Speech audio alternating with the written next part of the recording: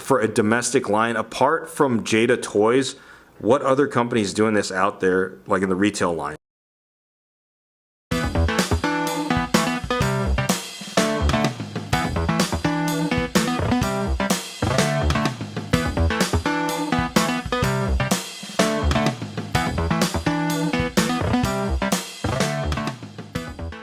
Hey, what's happening? YouTubers are back with a brand new action figure review, and today we're taking a look at the new McFarlane Toys DC Multiverse Batman, based on his first appearance in Detective Comics issue number 27. But like we always do with the reviews, you know how it works. We gotta start with the box art first, which is your standard McFarlane Toys DC Multiverse box. We've had it for almost 5 years now. You see Batman Detective Comics issue number 27. Then on the back is the cover of the Detective Comics issue number 27 from May 1939. It's a long time ago. Anyways, enough about the box. Let's go and take Batman out of the box. Alright, here's Batman out of the box. He comes with a plethora of accessories, which you love to see. But first things first, let's start with the base plate that comes with every McFarlane Toys figure. So Batman does come with one weapon accessory. It's a screwdriver. And I think, I saw in Toy Games review, I think he said like this, he used this once like smash glass. And the funny thing about this is, he mentioned it, which is a good point, none of the sets of hands he comes with is able to grip this. And speaking of sets of hands, let's go and take a look at them. So Batman has 3 sets of hands, 6 individual hands total. First set we're taking a look at is his fisted hands. And next set of hands we're taking a look at are the gripping hands. And it's funny because it's not going to be gripping the screwdriver, so I don't know what the gripping hands are meant for. I guess for the cape or something like that, but yeah. And the last set of hands we're taking a look at are these open ones. I guess you can use it for like flying poses and stuff like that. That looks kind of funny. It just looks like he's doing the robot. And just like all DC Multiverse figures from McFarlane Toys, it comes with a data file card, which is the same image artwork you saw on the back of the box, which is basically the front cover of Detective Comics issue number 27. And on the back is the data file. Feel free to pause it if you want to go ahead and read it. Now let's look at the figure itself. And the funny thing about this isn't the first time I reviewed a Batman figure based on his first appearance. A couple years back, like during the early years of my YouTube, I did a review on the Mattel, I think it's a 12-inch True Move's first appearance Batman, and that was a cool figure for its time. And that was the early days of YouTube. My lighting was terrible and stuff, and who knows, maybe still is terrible with some people. But anyways, we'll take a look at the head sculpt. It looks good. I mean, the cowls are definitely similar to how it looked in that first appearance. He does look a little bit more muscular though on the face and the entire body, which I'll get to in a second, compared to the source material. But the head sculpt does look really nice. I'm gonna take a look at the rest of the figure. This is essentially just the Hush body mold, which I'll be honest with y'all, I don't really like it just because he scales way too tall compared to other characters in the DC Multiverse line, like compared to Superman and compared to other characters in the Justice League. But I mean, it was the only body mold or only figure of first appearance Batman, and it had this wired soft goods cape, so I had to grab it. But the only thing different on here are the gloves for the hands, and then the trunks is a new one. Other than that, everything else is just pretty much the Hush body mold. And of course, the emblem is different. It's more likened to the first appearance. But the main selling point for me on this figure was the wired soft goods cape.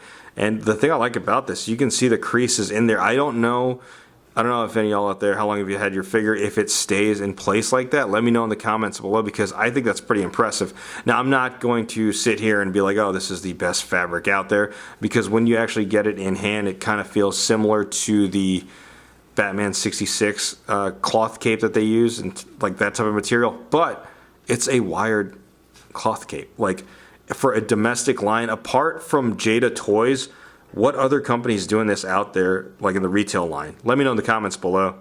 And just to kind of compare with its counterparts, here are 2 Hasbro figures. We have the Black Series Darth Vader based on his appearance in The Empire Strikes Back, and the retro carded Beast, who has that soft goods lab coat. And I think recently Ant-Man got one as well in that 2-pack with Wasp. But in terms of soft goods, it looks Hasbro doesn't even bother doing wired soft goods like they could have with this Beast figure and potentially Darth Vader, but that would be a little bit too much. So the fact that McFarlane Toys is doing this while the competitors aren't is a pretty good step in the right direction. Here's hoping other companies implement this type of format with the wired soft goods capes, because like I said, again, besides Jada Toys, what other company is doing this right now in the retail line? Alright, now we're going to jump right into size comparisons, and first size comparison, Here's first appearance Batman standing next to some other Batmans in the DC Multiverse line from McFarlane Toys. On the left, we have the Nightfall Batman, and on the right, we have the first Batman figure that ever had soft goods cape. It's the Year 2 Gold Label Collection Batman. And next size comparison, here's Batman standing next to a couple other Batman figures in black and gray, specifically that are utilizing the Three Jokers / Hush body mold. We have the Batman Three Jokers on the left, and the Hush Batman black and gray variant on the right.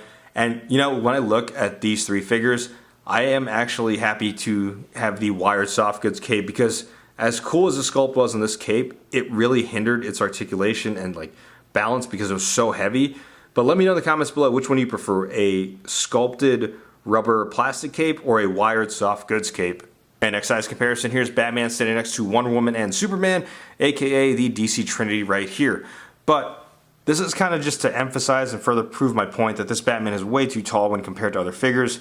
Wonder Woman should be the same height or taller than Batman, and Superman, depending on which source material you read, should be taller than Batman as well.